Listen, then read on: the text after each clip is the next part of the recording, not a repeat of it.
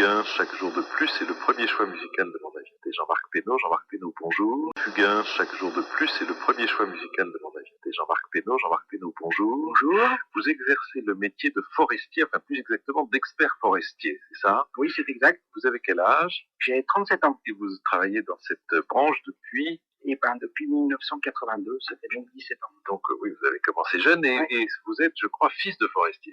Oui. Enfin, je dis je crois, c'est un mensonge parce que votre père est de l'autre côté de la vitre, donc je peux le voir et le vérifier encore. Il n'y a pas d'uniforme du forestier puisque vous êtes forestier privé. C'est-à-dire vous n'êtes pas un agent ou un membre de l'administration de l'Office national des forêts qui a succédé aux eaux et forêts. Vous êtes à titre privé, vous êtes un expert forestier agréé par le ministère de l'Agriculture et vous vous occupez de la gestion des forêts privées qui représentent quel pourcentage de la forêt en France? Alors, en France, aujourd'hui, il y a 14 millions d'hectares, dont 10 millions d'hectares qui appartiennent à des particuliers ou à des institutionnels, ce qu'il ne faut jamais oublier. Des institutionnels, c'est-à-dire des banques, des assurances qui ont investi dans la forêt. Voilà, c'est ça. Et il y a 3 millions de particuliers qui sont propriétaires de ces 10 millions d'hectares. 3 millions, c'est considérable, c'est beaucoup de monde. Un Français sur 7. En même temps, on se dit, bon, ils sont propriétaires de forêt parce qu'ils ont hérité de forêt, non? Ou parce qu'ils ont acheté, ou parce qu'ils investissent dans la forêt. Ça paraît une idée bizarre d'investir dans la forêt parce que, au fond, l'arbre le plus rapide, il met à pousser quoi, 20 ans, c'est un peu plié. Les arbres moyennement rapides, ils mettent 40 ou 60 ans, quelque chose comme ça, des Douglas, des choses comme ça. Alors le chêne, le hêtre, le frêne, ça, celui qui le plante n'a aucune chance, même celui qui achète une forêt de chêne qui a 10 ans ou 20 ans n'a aucune chance de les voir mis en exploitation. Donc quelle est cette population qui investit dans la forêt? Alors la première image, c'est que ces 3 millions de propriétaires qui se partagent 10 millions d'hectares, ça fait 3 hectares de moyenne. Ouais. On a ça aujourd'hui à cause de Napoléon. Parce que Napoléon a supprimé le droit d'aînesse et donc toutes les propriétés à chaque fois ont été partagées. Au fil des années, donc il y a eu une division très importante du patrimoine et de l'espace français. Donc, c'est la suppression du droit d'aînesse qui explique, par exemple, qu'en France, on est tant de propriétaires, contrairement à l'Angleterre, où il reste encore d'énormes domaines. La deuxième chose, c'est que ces propriétaires, comme vous le dites, sont surtout héritiers. C'est-à-dire qu'ils ont obtenu ça de leur père, de leur grand-père, d'un oncle, etc. La troisième particularité, c'est que sur ces 3 millions de propriétaires, il y en a peut-être 50 à 100 dont c'est le revenu principal et exclusif. Donc ces propriétaires ont dans la majorité des cas une autre activité et celle-là, c'est une activité soit complémentaire, notamment pour les agriculteurs, soit alors une passion qu'ils mettent en œuvre et qui est d'élever leurs arbres. Et puis il y a bien sûr ceux qui savent à peine qu'ils ont des forêts, puisque quand la surface est trop petite, l'État n'appelle même pas les impôts. Alors, cette forêt française, privée et publique, est-ce qu'elle a des caractéristiques générales ou est-ce qu'elle est extrêmement différente selon les régions? Moi, il m'a semblé que, pour la partie publique, en tout cas, l'Office des forêts avait eu une tendance que je ne trouve pas très plaisante, de mettre les Vosges partout. Absolument, alors, les Vosges sont admirables, mais la végétation des Vosges est bien dans les Vosges, elle n'est pas forcément bien dans l'Aubrac. Par exemple, on a planté des résineux à tour de bras.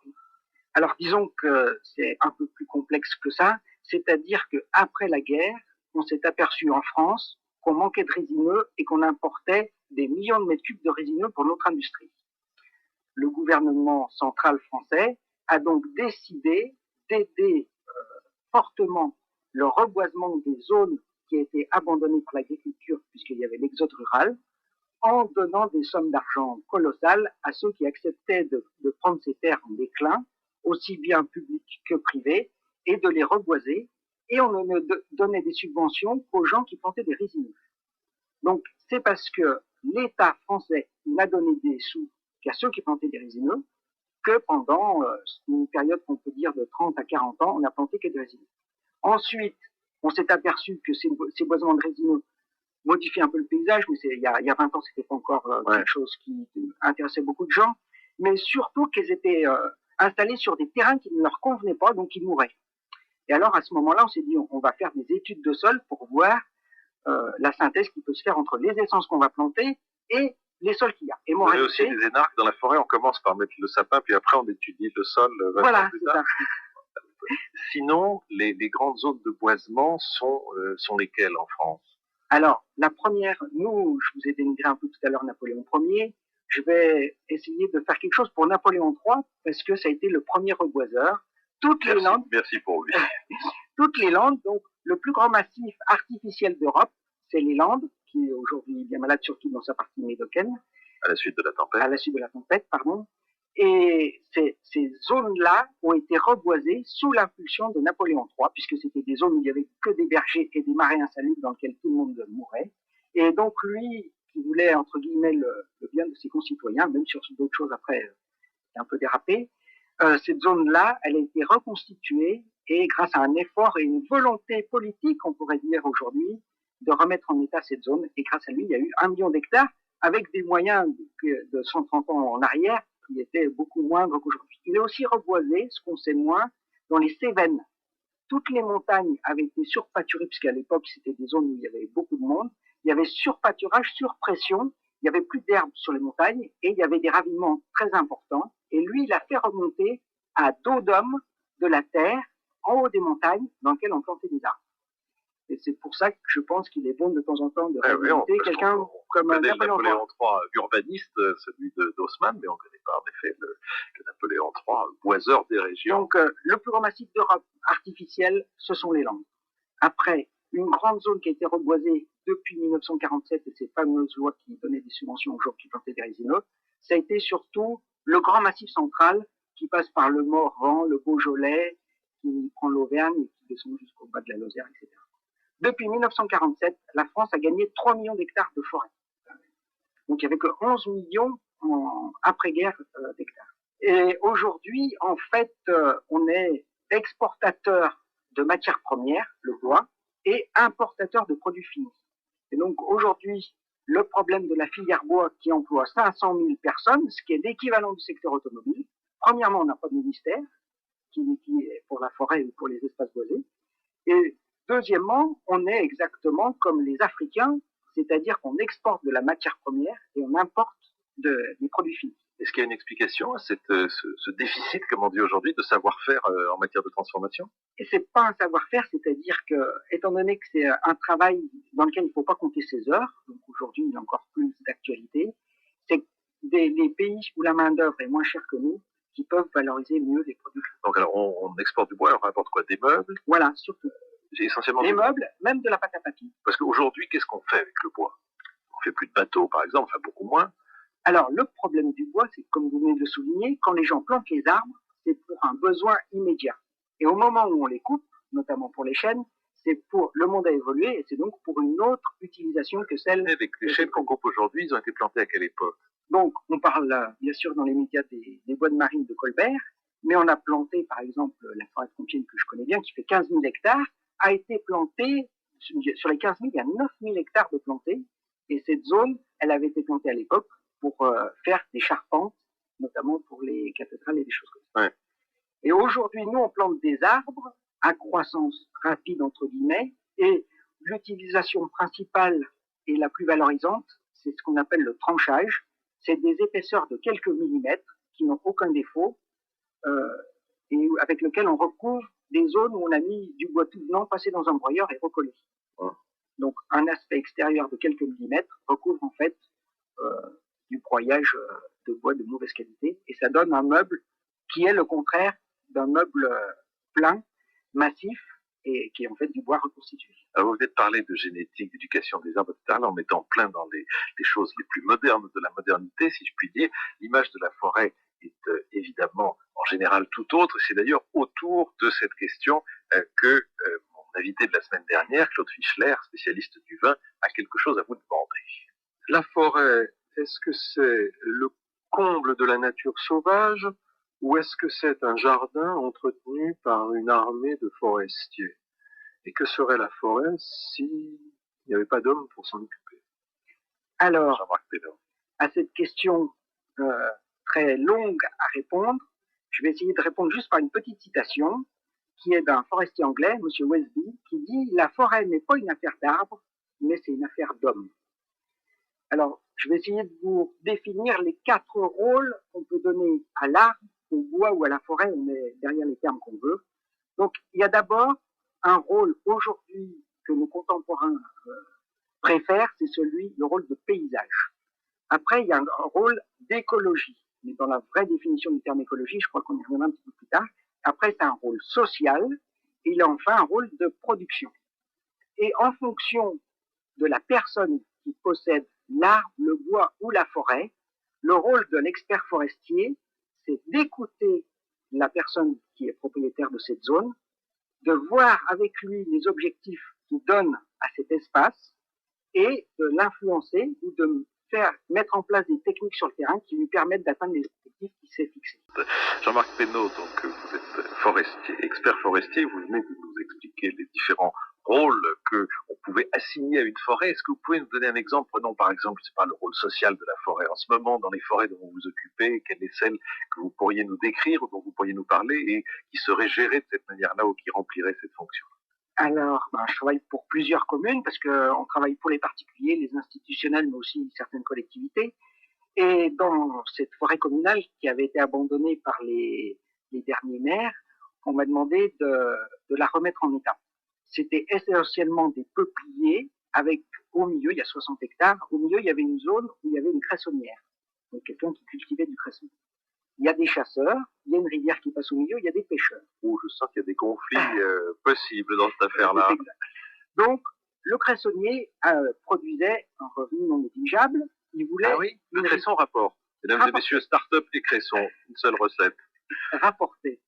Parce que ça, c'était le début de l'histoire. La plante, pas l'ancien Premier ministre. Voilà.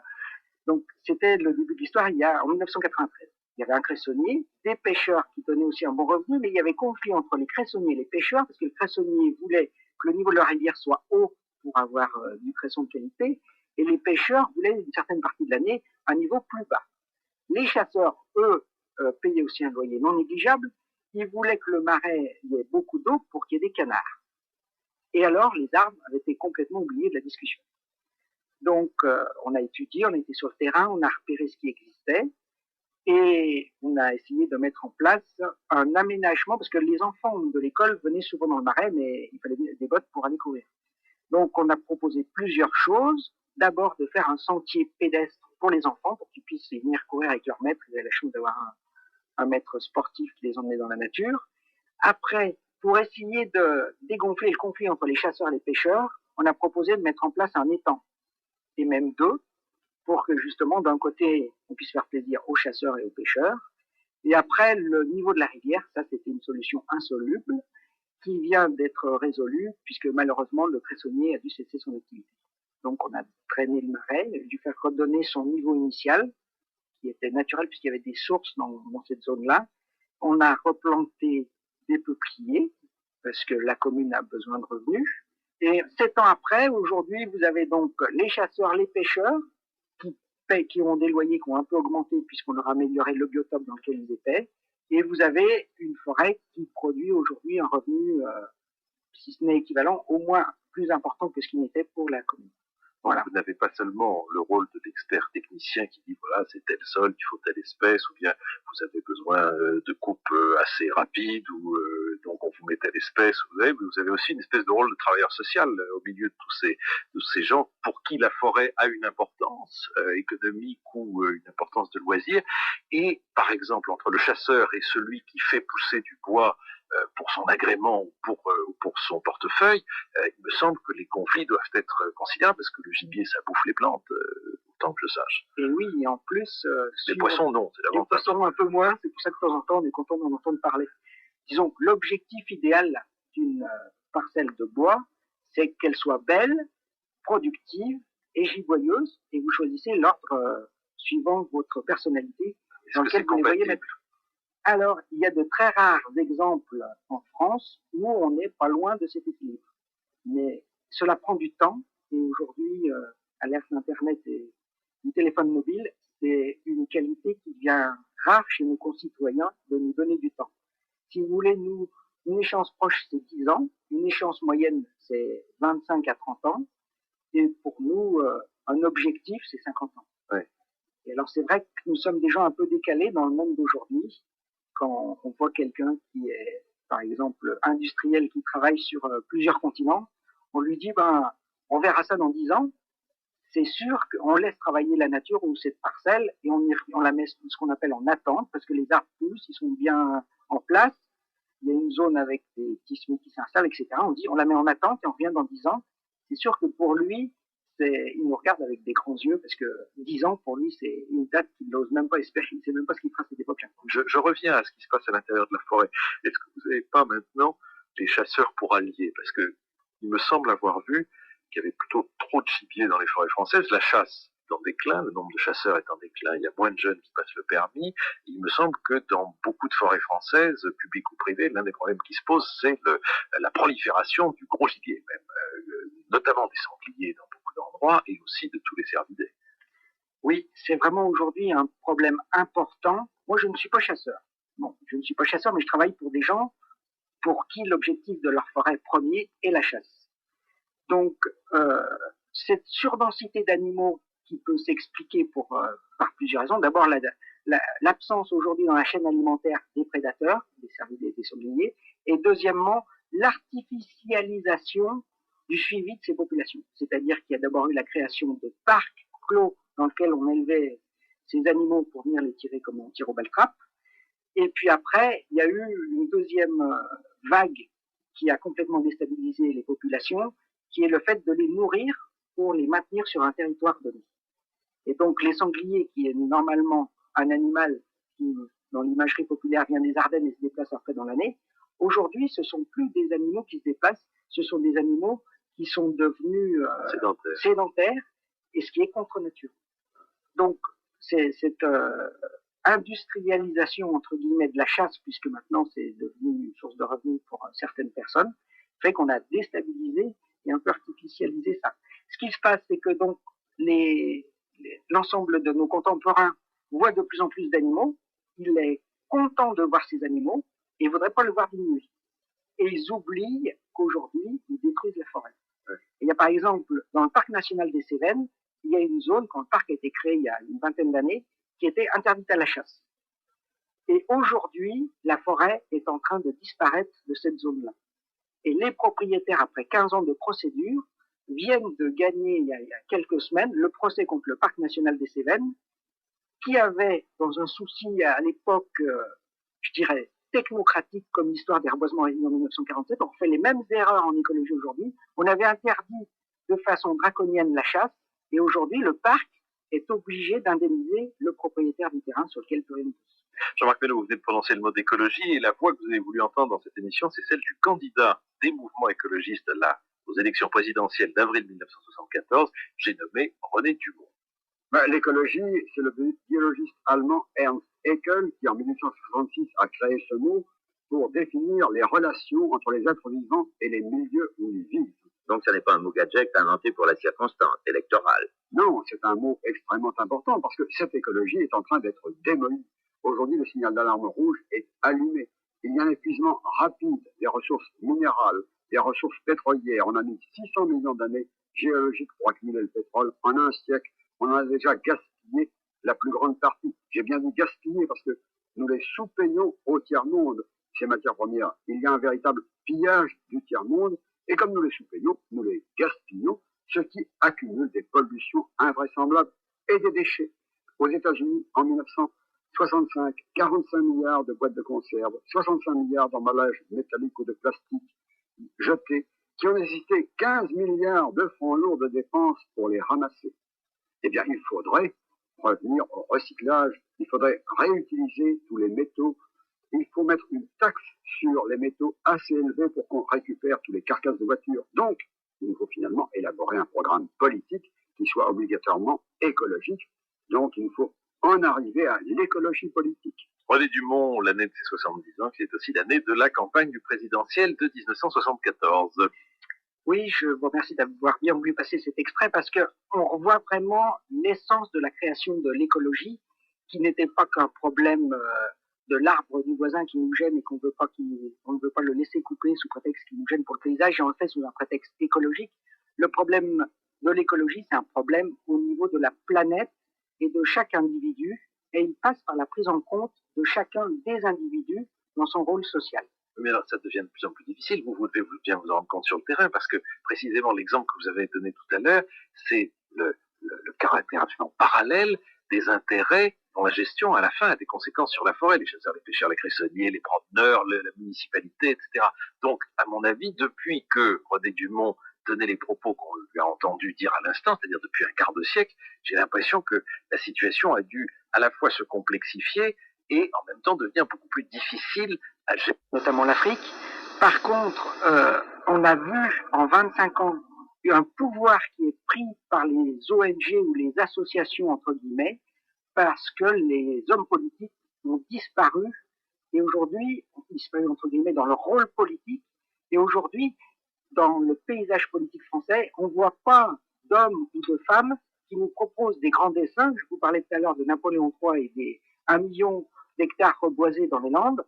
Aujourd'hui, nous, on aurait bien voulu que les 2 ouragans du mois de décembre permettent aux hommes politiques de rebondir et de proposer à la France un plan Marshall de la forêt, un grand débat public qui permette à chacun de s'exprimer dans la démocratie et de redéfinir pour cet espace naturel où seulement 20% de la population vit aujourd'hui contre les 80% de citadins, qu'on puisse se réunir au niveau local, au niveau départemental, au niveau régional pour remettre à plat tous ces problèmes-là et que chacun puisse s'exprimer. Alors, je voulais en venir bien sûr aux ouragans et à leurs conséquences, mais avant quand même, vous venez de dire 20%, 80%. 20% de gens qui sont dans les forêts, enfin, en tout cas là où sont les forêts, et 80% de gens qui n'y sont pas et qui en ont un usage tout à fait différent. Quels sont les points de friction entre ceux pour qui la forêt est une attraction touristique, de promenade, paysagère, et ceux pour qui la forêt est le milieu ou l'un des éléments du milieu dans lequel ils vivent? Ça, c'est une question très difficile parce que suivant les régions, les personnalités, la grandeur des zones forestières, les enjeux sont complètement différents. Donc, nous, ce qu'on voit aujourd'hui, c'est que par rapport à 1947, cette fameuse pyramide technocratique dont je vous ai parlé, on n'arrive pas à déléguer les pouvoirs aux régions. Simplement aujourd'hui, nous, de temps en temps, demandons le soutien de l'État ou des collectivités sur les enjeux nationaux de la forêt. Il y a plus de 2 endroits où on trouve des soutiens financiers entre guillemets, c'est Bruxelles et la région. Que ça soit l'État français ou les départements, ils ont complètement disparu de notre paysage financier. Le gouvernement avait promis 6 milliards pour la forêt française le 3 février. Sur ces 6 milliards que les médias ont retenus, en fait, il y a 4 milliards et demi de prêts bonifiés qui n'intéressent personne, parce qu'aujourd'hui, on emprunte de l'argent à 4%, donc un emprunt à 1% et demi, ça n'intéresse pas. Il restait 1,5 milliard distribué sur 10 ans. Ça veut dire 150 millions de francs par an. Les dégâts, nous, on les estime entre 40 et 90 milliards de francs pour la forêt française. C'est la perte de production qu'il y a eu suite aux 2 ouragans. Donc, on peut, à mon avis, on ne pourra résoudre ce problème qu'à partir du moment où l'État acceptera de déléguer aux régions la gestion de ces espaces qui sont de plus en plus abandonnés par les êtres humains. Et pour nous qui habitons à la campagne, entre guillemets, il reste 2 défis. Soit on arrête de nous imposer règlement sur règlement et on peut vivre... Donnez-nous quelques exemples de ces règlements, par exemple. Donc, aujourd'hui, il y a des grands débats qui sont notamment Natura 2000. Natura 2000, c'est une directive européenne. C'est au nom de la directive Natura 2000, si je me souviens bien, qu'on a arrêté quelque part un projet d'autoroute parce qu'il y a une sorte de hanneton qui porte, je sais pas, je crois qu'il a les mêmes couleurs que France Inter, il est bleu et rouge, je ne sais pas quoi. Et pour que ce hanneton soit préservé, on a arrêté la création de l'autoroute. Voilà, c'est-à-dire que la première a été une directive oiseau, il y a une vingtaine d'années. Après, il y a une directive habitat. Et maintenant, on négocie une zone Natura 2000, qui est des zones dans lesquelles l'Europe va déverser des millions de francs pour qu'on garde ces zones à l'état naturel, entre guillemets. Mais on est parti pour faire exactement la même erreur que les problèmes d'écologie qu'on a interdit de chasser dans les Cévennes. C'est par des règlements qui sont imposés par le haut et où on interdit, au lieu de mettre par exemple des quotas, et donc on va, en réalité, dans quelques années, on aura exactement le résultat contraire. Mais on va vous interdire quoi dans le cadre de Natura 2000? C'est-à-dire qu'on nous dit, on va faire des patates sur une carte, et dedans, ils nous disent, faites-nous confiance, on s'occupera de tout. Des patates, c'est-à-dire qu'on décide voilà. Là qu'il y aura la forêt, on fait un dessin là, puis la forêt là-dedans, il y a ou la lande, ou même des terres cultivées qui présentent un intérêt, soit pour des animaux, soit pour les plantes qui poussent. Ce qu'il faut jamais oublier, il y a une science que peu de gens connaissent, qui s'appelle la phytosociologie. C'est-à-dire qu'en fait, dans la nature, les peuplements, et il y a une évolution aussi bien des végétaux que des animaux, et qu'à un moment, une zone où on arrête de cultiver, il y a de l'herbe qui vient, après il y a des saules, il y a des bouleaux, et puis 150 ans après, il y a les chênes et les hêtres qui arrivent naturellement. Et on ne peut pas imposer, dire, ici, il y a des magnifiques orchidées, on ne fait plus rien. Si on ne fait plus rien, au bout de 5 ans, l'orchidée, elle est remplacée par autre chose. Oui, parce qu'il y a une sorte de sympathie sociale entre les plantes qui fait qu'une plante en empêche une autre, en protège une autre. Nous, on parle plutôt de guerre civile. Nous, on oui, parle de la guerre civile. Moi j'ai une image idéale de la nature, je pense que tout s'y passe comme ça, harmonieusement, et que les plantes cohabitent, ou s'efforcent de cohabiter de leur mieux. Bon, la forêt est exploitée, elle est aussi un lieu de promenade, elle est même beaucoup un lieu de promenade, elle est très demandée comme lieu de divertissement. Est-ce qu'il y a des grandes tendances dans l'aménagement de la forêt comme lieu de promenade? Moi, il m'a semblé, mais je me trompe peut-être, qu'il y avait une certaine tendance au suréquipement en matière de la forêt comme lieu de promenade. C'est-à-dire que maintenant, dans beaucoup de forêts, il y a quantité d'endroits qui sont préparés. Alors, les uns pour le pique-nique, les autres pour le sport, les autres pour le loisir, les autres pour le VTT, les autres éventuellement pour les motos qui font le cross, du trial, je ne sais pas comment ça s'appelle. Et que finalement, le côté un peu libre, aléatoire de la forêt me paraît être un peu menacé par ce suréquipement. Est-ce que je me trompe ou Non, c'est exact. C'est ce que je vous disais tout à l'heure. Nous, on a l'impression dans la nature de devenir une réserve d'Indiens. On met donc les hommes d'un côté, après les gens qui font du vélo, on leur fait des pistes cyclables, etc. Et au lieu d'éduquer, on ne fait plus que faire des contraintes en disant les VTT passeront là, les chevaux passeront à tel endroit, etc. Au lieu d'éduquer les gens. Donc, si on apprenait aux cyclistes, aux VTTistes à respecter les randonneurs, on les laisse sur le même chemin, il n'y aurait pas de problème. Et comment se conduisent les visiteurs en général dans les forêts? Disons que j'ai une position un peu iconoclaste. Moi, je pense qu'il y a une nette amélioration, surtout depuis qu'on enlève les poubelles des forêts. Et on met des panneaux à la place, ramenez vos déchets. Et en fait, c'est pareil, c'est un problème d'éducation. Au lieu d'assister toujours les gens, si on les éduque, au lieu de leur mettre une poubelle qu'il faut vider, qui coûte cher, on leur dit un panneau, ramenez vos déchets. Et bon, bien sûr, il y a des sorties de route, mais globalement, ça se passe mieux. Alors, Jean-Marc Pénaud, autour de ces questions de la forêt, celles qu'on vient d'esquisser ou d'examiner, vous organisez quelques manifestations pour essayer d'intéresser le plus grand nombre de gens possible à la question des espaces boisés. Vous faites un colloque à la fin du mois de juin, le 30 juin, sur l'avenir des espaces boisés, et ça sera à l'orangerie de Compiègne et au parc du château de Compiègne, avec l'ancien responsable du parc du château de Sa Gracieuse Majesté à Windsor, l'honorable William Moore. Qu'est-ce qu'on va faire dans ce colloque? Alors, on travaille pour des gens qui aujourd'hui sont dans un choc psychologique suite à la blessure qu'a subi leur forêt ou leur bois ou leur parc. Et on a du mal à... Ce que vous appelez la tempête de la Saint-Étienne, qui pour que les forestiers ont quand même le sens de la poésie, on ne dit pas la tempête du 26 décembre, on dit la tempête de la Saint-Étienne. Voilà.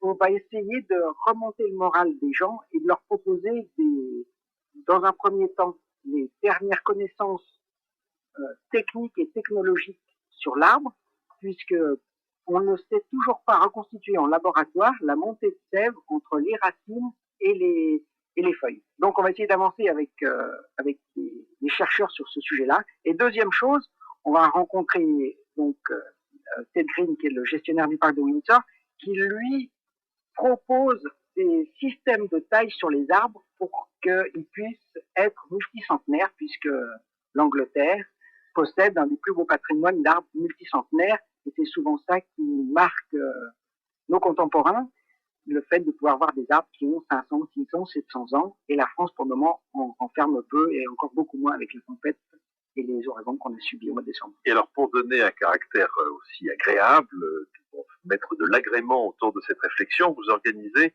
du samedi 17 juin au mercredi 12 juillet un festival des forêts qui est dans cette région, autour de la forêt de Compiègne, et qui, dans certaines églises, dans certaines abbayes ou au théâtre impérial de Compiègne, qui est une chose magnifique qui a été superbement restaurée ces dernières années, vous organisez donc un festival qui est essentiellement un festival de musique.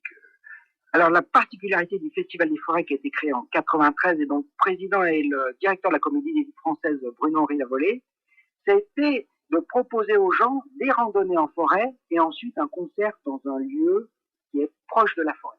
Donc, c'est les concerts randonnées. Donc, 3 dimanches de cette époque-là, on emmène les gens se promener en début d'après-midi, et après, entre 17 et 18 heures, on leur propose un concert dans des églises ou des abbatiales peu ou prou connues de la population.